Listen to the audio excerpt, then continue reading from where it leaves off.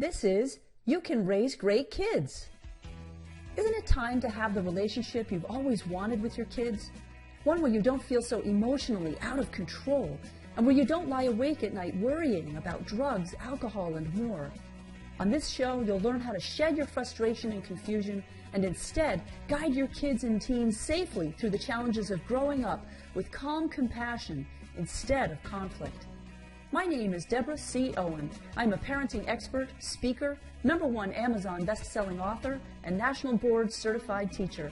Let's get started and raise great kids. Episode 13. Hi, welcome back to You Can Raise Great Kids. Today's message is going to be completely different than what we've been talking about so far, and that is I want to encourage you to be easy on yourself. You know, you can't be your very best as a parent if you are being really hard on yourself. So this episode is for you, and we're going to talk about you today. So there was some research a few years ago from a researcher named Kristin Neff, and she did some work on self-compassion. In fact, she's got some books and a series of articles and such about it. So you can find her on if you go to Google, you can find her. She's got a TEDx talk. And basically, some of the things that she was talking about are that we need to accept our imperfections. And that will help us be less depressed and less anxious. And it will help us be more happy and more optimistic. And who wouldn't like to be happier and more optimistic, right? So if you are less critical of yourself and you don't get so hard on yourself, then you will be able to be happier and be more optimistic. And Kristin Neff says that one of the reasons people are afraid to exhibit self-compassion is because they're afraid of becoming too self-indulgent. But that's not really going to happen most of the time. Most of the time, people just simply need to be easier on themselves and show themselves some compassion.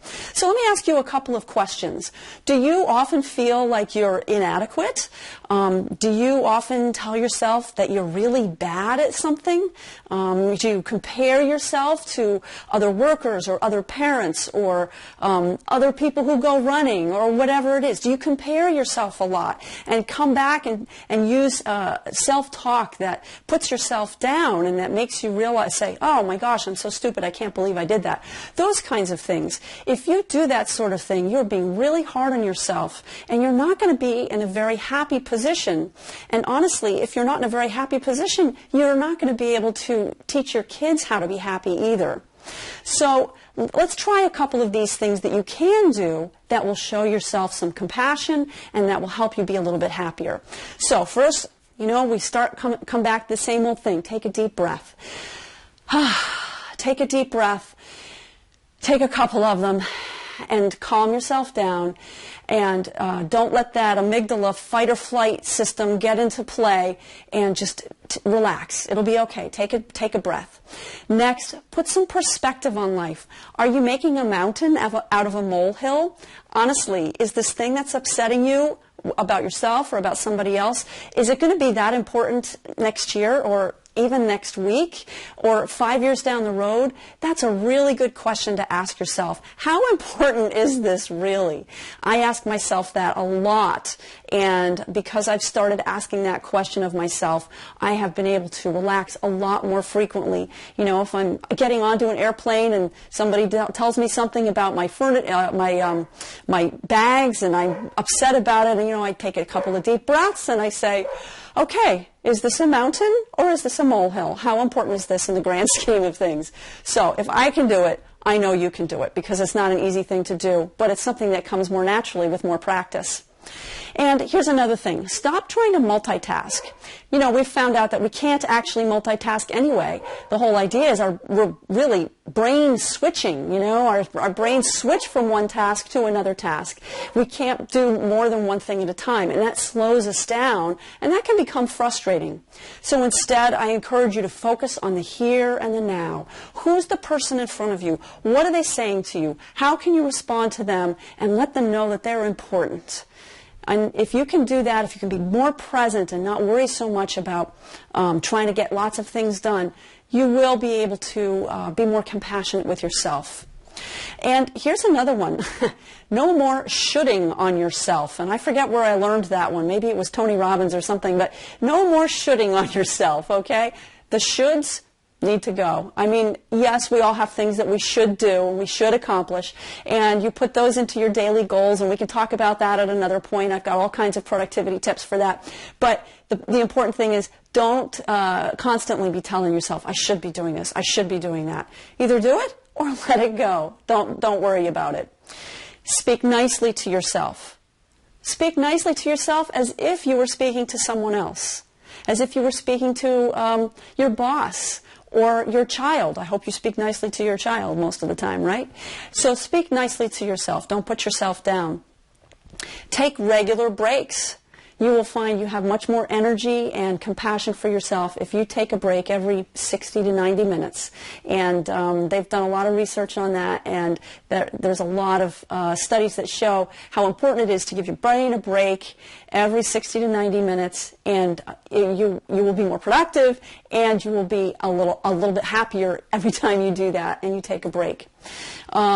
Finally, get help for stuff that you need help with. Sometimes I know it's really hard because you feel like, well, it's just easier to do this myself than to try to get my kids to do it or to ask somebody else to do it. Well, whenever you can, try to get somebody to help you. And maybe what that means is you do it together. Maybe you ask your kids to help you put the dishes away, or to help you do some dusting. Say, we're just going to dust this one room. I need 10 minutes of your time. Let's talk while we dust. You know, get somebody to help you, or do whatever it is that way. Or have a competition. Say, I'm going to vacuum this room, and I'm going to see how quickly it takes me, and you're going to vacuum the other room and see how quickly it takes you, and whoever wins gets something. Okay? So there are a lot of ways that you can get some help and make it fun when you have stuff that you should do. There we go again. And it will be a lot easier on yourself. And the last thing, of course, is to just let go. It goes back to perspective. If something is just not that important, let it go. Let it go. Take that breath and find somebody that you can talk to and be present with, and someone that you love and whom loves you in return. Find someone that you know you can count on, whom you can trust, and be present with that person and let them be present to you. And if you do all of these things, I'm quite sure that you will find a way to be more compassionate to yourself.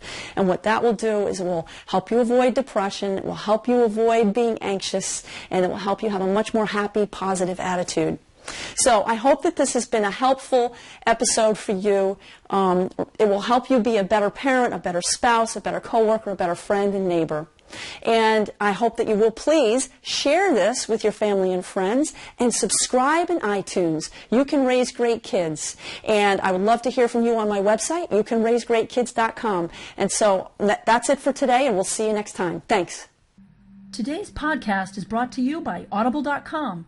Get a free audiobook download at www.audibletrial.com/greatkids. Over 85,000 titles to choose from for your iPod or MP3 player.